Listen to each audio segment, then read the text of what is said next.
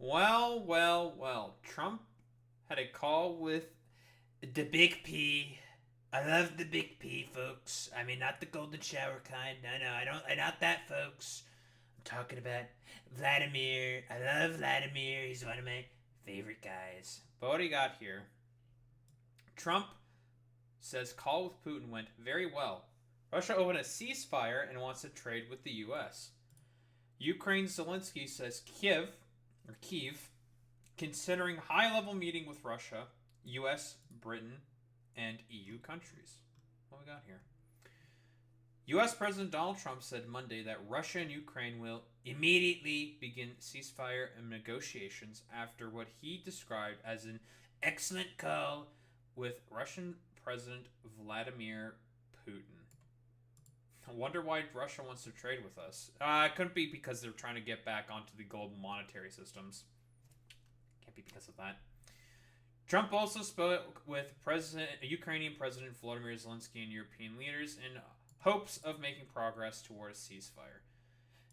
The conditions for that will be negotiated between the two parties, as it can only be because they know details of a negotiation that nobody else would be aware of, Trump said in a social media post. A very roundabout way of saying this, but, whatever. Could also be China doing more EU deals. That is probably also a reason. I don't think. No. I don't think I agree with that, Boy Meets Mini. I'm gonna be honest. We know about the initial Signal group chat leaks, right? We know about that initial group chat leak that a lot of people within the Trump administration just have an utter contempt for the Europeans. So I don't think they necessarily care about that all that much. Maybe they would prefer to have them make deals with the Chinese so they are no longer on the US dole. Whatever the fuck that means. It's a meaningless, stupid, idiotic conspiracy theory, of course, but whatever. They just hate the fact that, Europeans are, more functional democracies than they are, and have better outcomes. Quite literally, with the Trump's recent drug cap plan, he basically just wants the Europeans to pay what the U.S. pays for drugs, which, if you have half of a brain cell, you should understand why that's really stupid. But unfortunately, we don't operate under such times. So whatever. What else do we got here? This statement here is kind of weird, right? Because Trump wants to be sort of seen as the guy who's like, I'm a wheeler and dealer. I love making deals. I love wheeling. I love dealing. I love feeling. I like memeing. I love feeling very important, folks. What can I say? Feeling very important. Feeling like I'm making a lot of deals. A lot of big deals. A lot of stuff going on. That's also another thing, which is why one of the reasons why Trump is upset with Israel, because Israel keeps getting in the way of the deals that he wants to make. He wants to make it look like he's a master negotiator and stuff like that. That's the, I guess, particular autistic fixation that he has. But that's really about it. Is the 1000% an optics play for Trump, and Putin knows it?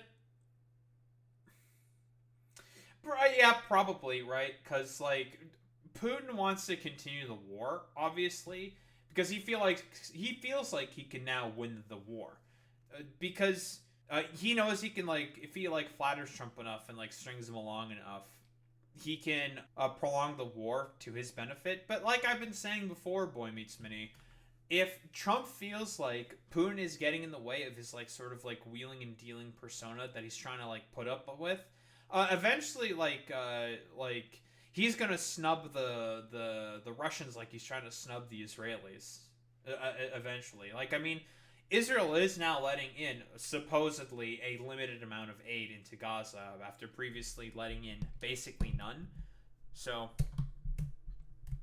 we'll see.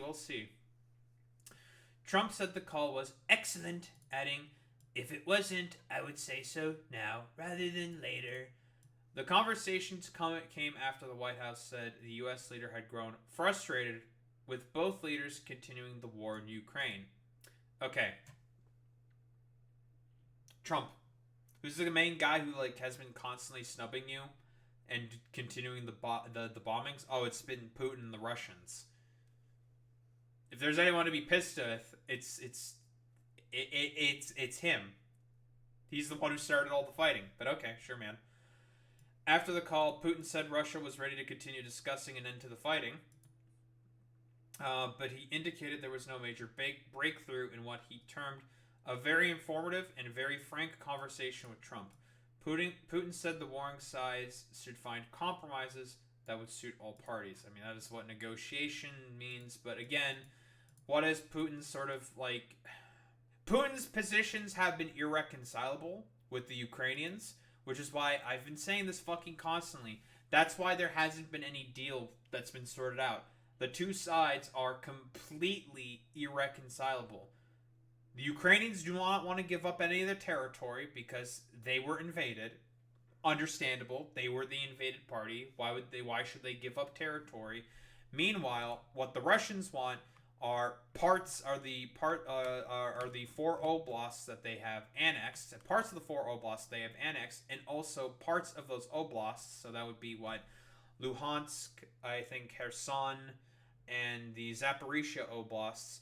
They also want the parts of the oblasts that are still currently under Ukrainian control, and for them to continue with their denazification, that complete nebulous term, which has been, I don't know, is completely fucking meaningless. It means nothing to Putin in particular. But he also wants the Ukrainians to demilitarize. Why should the Ukrainians demilitarize?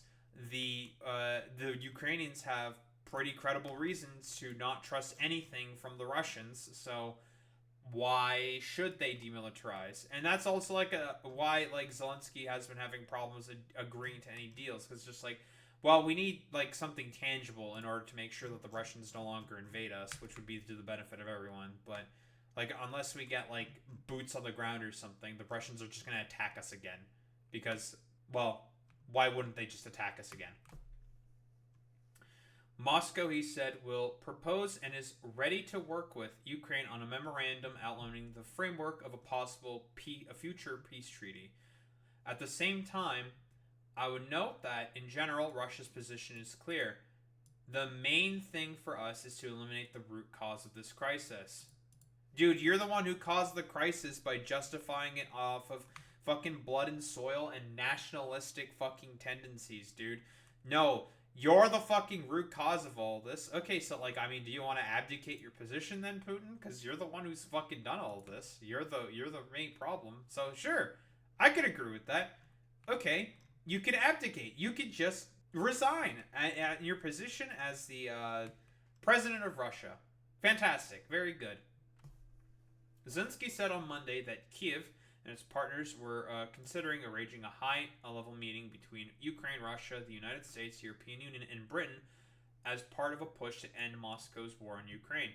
Speaking to reporters in Kiev, after holding 2 phone calls with Trump, the Ukrainian leader said that he hoped the meeting could happen as soon as possible and that it could be hosted by Turkey, the Vatican, or Switzerland. We are considering a meeting of all teams at a high level, he said. Zelensky said he spoke to Trump one-on-one on Monday before the U.S. leader called Putin, and again afterwards in a conversation that involved the leaders of France, Finland, and Germany, Italy, and the EU. He said that during the initial call with Trump, he underlined the need for a ceasefire and sanctions on Russia, as well as the importance of Kiev's allies not reaching agreements with Russia without Ukraine. It's understandable. He's the other affected party. Crazy. I'm very focused. It is a challenging time for us now, he said. Trump's frustration builds over failure to end war. Yeah, because remember, he said, I'm going to have this all resolved day 1. It's day fucking 100-something. It's still not resolved. Trump has struggled to end a war that began with Russia's invasion in February 2022. That makes these conversations a serious test of his reputation as a dealmaker after he claimed he would quickly settle the conflict once he was back in the White House, if not even before he took office, which didn't happen, obviously. Trump expressed his hopes for a productive day Monday and a ceasefire, but ahead of the call, Vice President J.D. Vance said Trump is more than open to walking away from trying to end the war if he feels Putin isn't serious about negotiation. I have bad news for you guys, but I think Putin isn't very serious about negotiation. I'm just saying. He's grown weary and frustrated with both sides of the conflict. Yes, because the Ukrainians have done so much to warrant the fact that they've done so much in this conflict to prompt Trump to be have animosity about this. Yes, of course. White House Press Secretary Caroline Leavitt told reporters Monday ahead of the call. He has made it clear to both sides that he wants to see a peaceful resolution and ceasefire as soon as possible. The Republican president is banking on the idea that his force of personality and personal history with Putin will be enough to break any impasse over a pause in the fighting. Yeah, man, like Rizlord Trump. Rizlord Trump is going to be the main person to sort of bring an end to the conflict. Sure, man. I'd say we are more than open to walking away. Vance told reporters before leaving Rome after meeting with Pope Leo XIV. Vance said Trump has been clear that the U.S. is not going to spin its wheels here if we want to see outcomes. Trump said the Vatican expressed interest in hosting negotiations, but there was no immediate confirmation that any talks had been scheduled. Still, there are fears Trump has an affinity for Putin that could put Ukraine at a disadvantage with any agreements engineered by the United States government. Bridget Brink said she resigned last month as the U.S. ambassador to Ukraine because the policy since the beginning of the administration was to put pressure on the victim, Ukraine, rather than on the aggressor, Russia. Whoa! Crazy! Trump hates victims? Who would have thought? Crazy! I mean, this is also the same guy who has said, like, listen, if you got captured as a prisoner of war, you're a fucking pussy-ass bitch. Briggs said the sign that she needed to depart was an Oval Office meeting in February when Trump and his team openly berated Zelensky for not being sufficiently deferential to them. I believe that peace at any price is not peace at all, Briggs said. It's appeasement, and as we know from history, appeasement only leads to more war. I mean, she's correct there. Trump's frustration about the war had been building before his post Saturday on Truth Social about the coming calls. Trump said his discussion with Putin would focus on stopping the bloodbath of the war. It also will cover trade, a sign that Trump might be seeking to use financial incentives to broker some kind of agreement after Russia's invasion led to severe sanctions by the United States and its allies, which has steadily eroded Moscow's ability to grow. Trump's hope, according to the Post, is that a war that should have never happened will end. Okay, like, Trump, your deference to Putin had a role to play in the fact that he decided to go to war. The Kurt Strait incident quite literally happened under, your fucking tendency as president. The separatist war happened, or was happening rather, while you were fucking president, and you didn't really do anything about that. I mean, he's like quick to brag about the fact that he sent weapons to the fucking Ukrainians, but like is also quick to be like, "Listen, I had nothing to do with this war." But you fucking said weapons to them. Technically speaking, yeah, you're about as culpable and involved in this war as the Ukrainians are. There's like no real difference here. So why are you making this fucking distinction without a difference? It's very silly. Oh yeah, of course, boy meets many. Again, like the reason why he's got to grease palms is because he wants to make himself look like a very big negotiator and deal maker. His Treasury Secretary, Scott Bessent, told Sunday on NBC's Meet the Press that Trump had made it clear that a failure by Putin to negotiate in good faith could lead to additional sanctions against Russia. Bessent suggested the sanctions that began during the administration of Democratic President Joe Biden were inadequate because they did not stop Russia's oil revenues due to concerns that doing so would increase U.S. prices. You know, it's not a bad point actually by Bessent. Actually, a good point. I'll give Bessent that. What he's saying here is true. The United States sought to cap Russia's oil revenues while preserving the economy's petroleum exports to limit the damage from inflation that the war produced. But hey, unfortunately, like, listen, here's the thing. Listen, just go into more of a trade deficit with Canada and then have, like, more 51st state talk or some shit. I don't know. It's very, very silly. But I mean, there is one person to blame for all of this, and it's the fucking Russians. So no ceasefire, but an exchange of prisoners. Putin recently rejected an offer by Zelensky to meet in person in Turkey as an alternative to a 30-day ceasefire urged by Ukraine and its Western allies, including Washington. Yeah, that's been the current thing. Like, Putin tried to push for like a 2-day ceasefire during the fucking Russia Victory Day parade or whatever the fuck, and then like that got rejected because Putin was just like, or well, rather Zelensky was just like, no, why don't we just do a 30-day ceasefire instead that I proposed? And Putin was just like, nah, we're not gonna do that. It's like, all right, man, sure. I guess we're still at war for now, no ceasefire, but sure. Those talks ended on Friday after less than 2 hours without a ceasefire in place. Still, both countries committed to exchange 1,000 prisoners of war each, with Ukraine's intelligence chief Kirilo Budanov saying on Ukrainian television Saturday that the exchanges could happen as early as this week. While wrapping up his 4-day trip to the Middle East, Trump said on Friday that Putin had not gone to Turkey because Trump himself wasn't there. He and I will meet, and I think we'll solve it, or maybe not, Trump told reporters after boarding Air Force One. At least we'll know, and if we don't solve it, it will be very interesting. Or it'll be very interesting. Zelensky met with Trump's President J.D. Vance and top diplomat Secretary of State Marco Rubio in Rome on Sunday, as well as European leaders, intensifying his efforts before the Monday calls. The Ukrainian president said on social media site X that during his talks with the American officials, they discussed negotiations in Turkey and that the Russians sent a low-level delegation of non-decision makers. He also said he stressed that Ukraine is engaged in real diplomacy to have a ceasefire. Yeah, not so much with the Russians, because again, like I said before, what do they want? Well, to subjugate the Ukrainians. They want the land. They want to conquer it. They want to build empire as like a final send-off for Putin. That's mostly why. But obviously that's failed. The German government said Chancellor Friedrich Merz and French, British, and Italian leaders spoke with Trump late Sunday about the situation in Ukraine's upcoming call with Putin.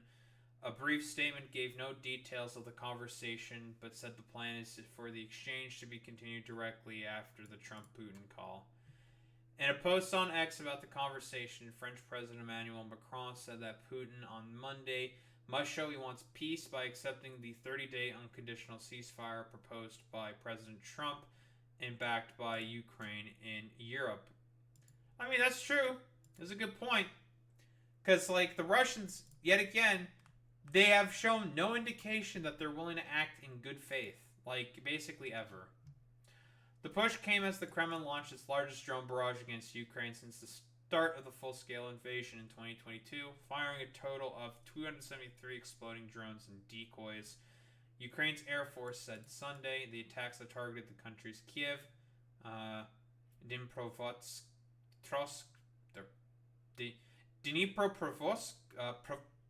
Dnipropetrovsk, there we go, and Donetsk regions. So, I think this also was another thing that really has been pissing off Trump. You know, the fact that Putin's just like, why is he not listening to me? I don't understand why my flatty poo's not listening to me. I thought we were good friends, Vladimir. What the heck, man?